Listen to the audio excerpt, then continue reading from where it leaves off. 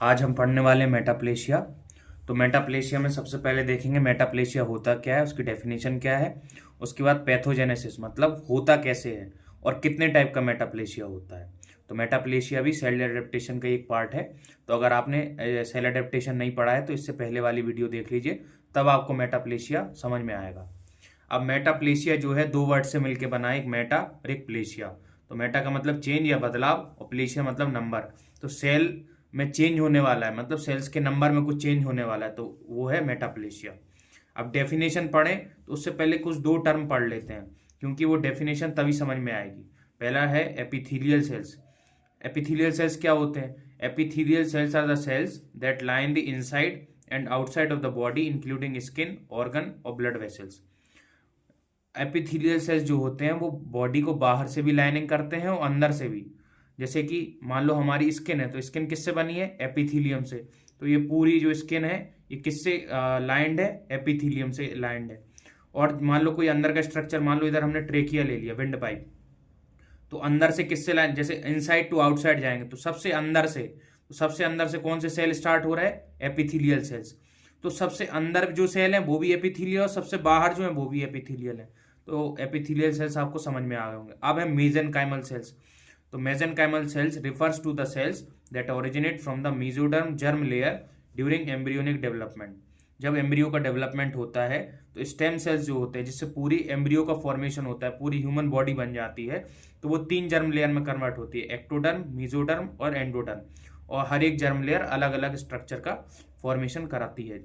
जैसे कि मेसोडर्म से क्या होता है? मेसेनकाइमल सेल्स बनते हैं। तो मेसेनकाइमल सेल्स में क्या क्या आते हैं? कनेक्टिव टिश्यू, जैसे कि ब्लड आ गया, बोन्स आ गई, कार्टिलेजेस आ गए और लिम्फेटिक टिश्यू, और भी कई सारे एग्जाम्पल्स हैं। अब आते हैं डेफिनेशन पे। तो डेफिनेशन है, it is defined as a reversible change. Reversible क्यों बोला इधर? क्योंकि जब हमने पढ़ा था सेल एडेप्टेशन तब समझा था कि मान लो कोई सेल है, नॉर्मल सेल है, जब उस पर स्ट्रेस आएगा तो वो अपने अंदर कुछ चेंजेस करता है, या तो स्ट्रक्चर फंक्शन में या दोनों में चेंजेस करता है, तब जाके सेल एक नई कंडीशन को अडेप्ट करता है। लेकिन अगर स्ट्रेस हटा दिया जाए तो वो नॉर्मल कंडीशन में आ जाता है, इसीलिए इधर रिवर्सिबल बोला है।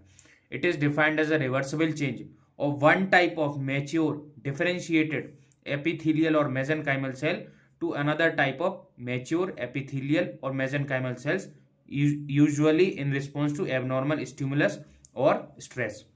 देखो, एक टाइप के सेल दूसरे टाइप के सेल में कन्वर्ट हो जाते हैं, या तो एक टाइप के एपिथेलियल सेल दूसरे टाइप के एपिथेलियल में कन्वर्ट हो जाएंगे, या एक टाइप के मेसेनकाइमल दूसरे टाइप के मेसेनकाइमल में कन्वर्ट। फॉर एग्जांपल, जैसे कि अगर अपन एपिथेलियल सेल्स की बात करें तो मान लो स्क्वामस सेल्स थे पहले, कन्वर्ट हो गए कॉल्यूमनर में।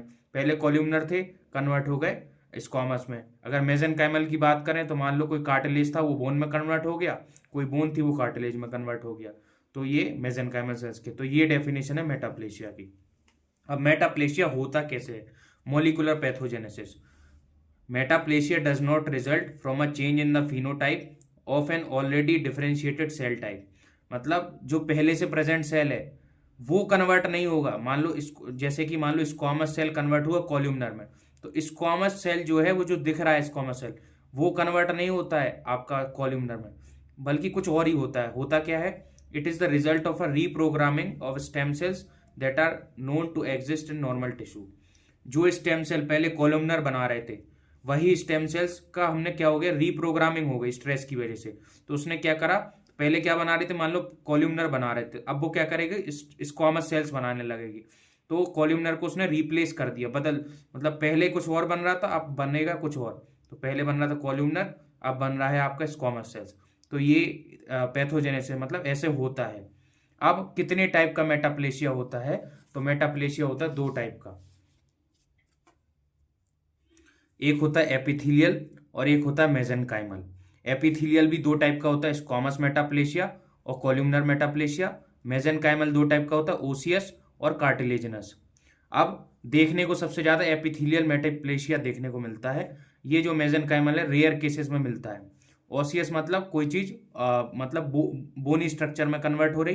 कार्टिलेजिनस मतलब कोई भी मेसेनकाइमल सेल कार्टिलेज में कन्वर्ट हो रहा। इधर स्क्वामस मेटाप्लेशिया का मतलब है कि कोई भी सेल स्क्वामस सेल में कन्वर्ट हो रहा, और कॉल्यूमनर मेटाप्लेशिया का मतलब है कोई भी आपका एपिथेलियल सेल कॉल्यूमनर सेल्स में कन्वर्ट हो रहा। पहले हम देखेंगे स्क्वामस मेटाप्लेशिया। मतलब स्क्वामस मेटाप्लेशिया मतलब कॉल्यूमनर सेल्स कन्वर्ट हो रहे हैं स्क्वामस सेल्स में। एग्जाम्पल कहाँ कहाँ देखने को ये मिलते हैं, जैसे कि in bronchus normally lined by pseudo stratified columnar ciliated epithelium in heavy smokers. अब स्ट्रेस क्या आया इधर पे, हैवी स्मोकिंग। जो लोग ज्यादा सिगरेट पीते हैं तो क्या होता है, पहले जैसे अगर मान लो वो पहले सिगरेट नहीं पीता था तो ये उसका ट्रेकिया है, विंड पाइप है, और ये इसकी ब्रोंकस है। तो पहले ये लाइनिंग थे pseudo stratified columnar ciliated epithelium, मतलब पहले कॉल्यूमनर एपिथेलियम था। अब स्ट्रेस आया तो उसकी वजह से किस में कन्वर्ट होगा, स्क्वामस एपिथेलियम में। तो ये प्री कैंसरस कंडीशन है। तो ज्यादातर आपने देखा हो सिगरेट स्मोकर जो होते हैं उनमें कैंसर होने के चांसेस ज्यादा रहते हैं, क्योंकि इसमें मेटाप्लेशिया हो गया। मेटाप्लेशिया कंटिन्यू बना रहा, मतलब स्ट्रेस अगर कंटिन्यू बना रहा तो वो डिस्प्लेशिया में कन्वर्ट हो जाएगा, और डिस्प्लेशिया अगर कंटिन्यू बना रहा तो नियोप्लेशिया मतलब कैंसर में कन्वर्ट हो जाएगा। अब दूसरा एग्जाम्पल है uterine endocervix normally lined bye simple columnar epithelium in prolapse of the uterus and in old age. देखो ये यूट्रस है, ये सर्विक्स है, और ये वजाइना है। तो और सर्विक्स भी के दो पार्ट होते हैं, एक होता है एंडो, एक होता है एक्टो। एंडो वो पार्ट होता है जो यूट्रस से लगा हुआ होता है, एक्टो वो पार्ट होता है जो वजाइना से लगा हुआ होता है। अब अगर हम बात करें स्क्वामस मेटाप्लेशिया की, मतलब जो सेल्स स्क्वामस सेल्स में कन्वर्ट हो रहे हैं, तो वो हमें देखने को मिलते हैं एंडो में, मतलब एंडो सर्विक्स में। एंडो मतलब अंदर वाला हिस्सा। तो जो ये यूट्रस है, तो यूट्रस जो लगा हुआ है एंडो सर्विक्स से, तो उसे कौन लाइन करता है, कॉल्यूमनर सेल्स। लेकिन स्ट्रेस मिला, स्ट्रेस क्या था, यूट्रस प्रोलैप्स। प्रोलैप्स मतलब ये लिगामेंट से अपनी पोजीशन पे था यूट्रस, लेकिन ओल्ड एज में क्या होता है, ये जो लिगामेंट है ढीले हो जाते हैं, तो यूट्रस नीचे आ जाता है। नीचे आ जाने की वजह से क्या होता है, जो कॉल्यूमनर सेल्स हैं वो कन्वर्ट हो जाते हैं स्क्वामस सेल्स में। तो ये देखने को मिलता है हमें यूट्रस में। यूट्रस में भी कहाँ पे, स्पेसिफिकली यूट्राइन एंडोसर्विक्स में। अब नीचे देखो तो नीचे जो पार्ट मतलब सर्विक्स का लगा हुआ है वजाइना से, उसको बोलते हैं हम एक्टो सर्विक्स। तो वो पहले स्क्वामस थे, वो कन्वर्ट हो गए कॉल्यूमनर सेल्स में। तो स्ट्रेस क्या था इधर, HPV virus, human papilloma virus. अगर ह्यूमन पेपिलोमा वायरस का इन्फेक्शन होता है तो जो स्क्वामस सेल्स का लाइनिंग था एक्टो सर्विक्स और वजाइना पे, वो कन्वर्ट हो जाता कॉल्यूमनर में। अब दूसरा टाइप का है कॉल्यूमनर मेटाप्लेशिया। तो कॉल्यूमनर मेटाप्लेशिया भी हमें कई जगह देखने को मिलता है, जैसे कि बैरेट ईसोफेगस में। देखो क्या होता है, ये देखो खाने की नली है, मतलब ईसोफेगस है। खाना जो है पहले मुंह में जाता है, मतलब फेरिंग्स में जाता है, फेरिंग्स के बाद ईसोफेगस में आता है, उसके बाद स्टमक में, और फिर इंटेस्टाइन में चला जाता है। तो जैसे ही वो ईसोफेगस से स्टमक में आता है तो इधर पहरेदार रहते हैं, कुछ दरवाजे रहते हैं जिनको हम बोलते हैं लोअर ईसोफेजियल स्फिंक्टर। ये जनरली क्लोज होते हैं, लेकिन जब खाना आता है तो ये खुल जाते हैं, वो स्टमक में फूड चला जाता है और ये फिर बंद हो जाते हैं। फिर क्या होता है, एसिड जो रहता है वो इधर ऊपर वापस नहीं जा पाता। लेकिन जब ज़्यादा एसिड बनता है, जब ज़्यादा एसिड बनने से क्या होता है, बार बार इधर एसिड आता है, तो जो लोअर ईसोफेजियल स्फिंक्टर है वो अपना काम ठीक से नहीं करते, और हमको क्या कंडीशन हो जाती, GERD, gastro oesophageal reflex disease. मतलब जो एसिड है बार बार ऊपर की तरफ जाता है।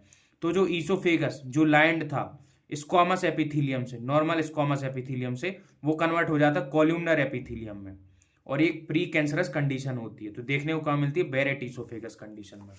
दूसरा example seen in ecto cervix, अभी जो हमने ऊपर देखा, due to human papilloma virus infection, vagina से जो सर्विक्स लगी रहती है उसको एक्टो सर्विक्स बोलते हैं, उसमें लाइनिंग रहती है स्क्वामस सेल्स की, वो कन्वर्ट किस में हो जाती है, कॉल्यूमनर सेल्स में।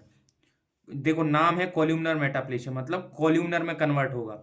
स्क्वामस नाम है तो स्क्वामस में कन्वर्ट होगा।